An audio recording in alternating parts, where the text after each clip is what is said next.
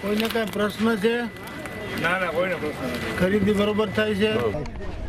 શુક્રવારનો દિવસ હોવાથી જામનગરનો મારો લોકસંપર્કનો દિવસ છે, ત્યારે મારા મત વિસ્તારના જામનગર તાલુકાના હાપા માર્કેટિંગ યાર્ડ ખાતે જે ટેકાના ભાવે સરકારશ્રી દ્વારા મગફળીની ખરીદી થઈ રહી છે, એ ખરીદી કેન્દ્રની મુલાકાતે અને ખેડૂત ભાઈઓને મળવા માટે હું અત્યારે આવ્યો છું.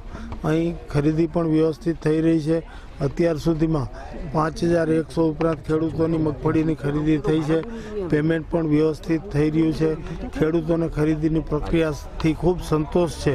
ઉપરાંતમાં હવે બાકીના 2600 જેટલા ખેડૂતોને ખરીદી કરવાની બાકી છે, એ પણ સમય મર્યાદામાં થઈ જશે એવી મને ખરીદી કેન્દ્રના સંચાલકો દ્વારા ખાતરી આપવામાં આવી છે. ખેડૂતોને પેમેન્ટ પણ સમયસર મળે છે અને ખેડૂતો આનંદમાં એટલા માટે છે કે એક ખેડૂત ખાતેદાર દીઠ 200 મણની ખરીદી સરકાર દ્વારા કરવામાં આવે છે અને ખુલ્લા બજાર કરતાં લગભગ 300 થી 350 રૂપિયાનો ભાવ વધારો ટેકાના ભાવે ખરીદી મળે છે.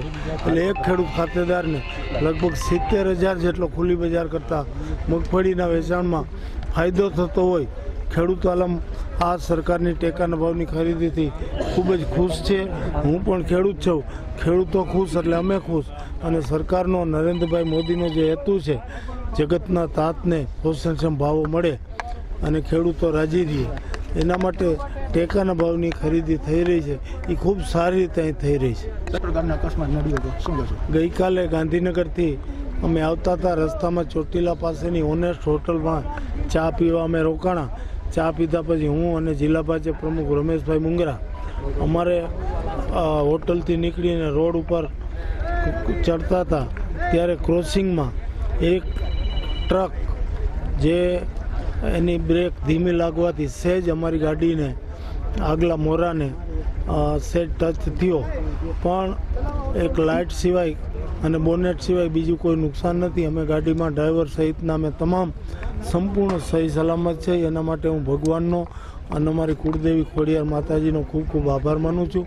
સહી સલામત રીતે અને ચમત્કાર રીતે કહી શકાય એવો મારો આબાદ બચાવ ભગવાને કરી દીધો છે.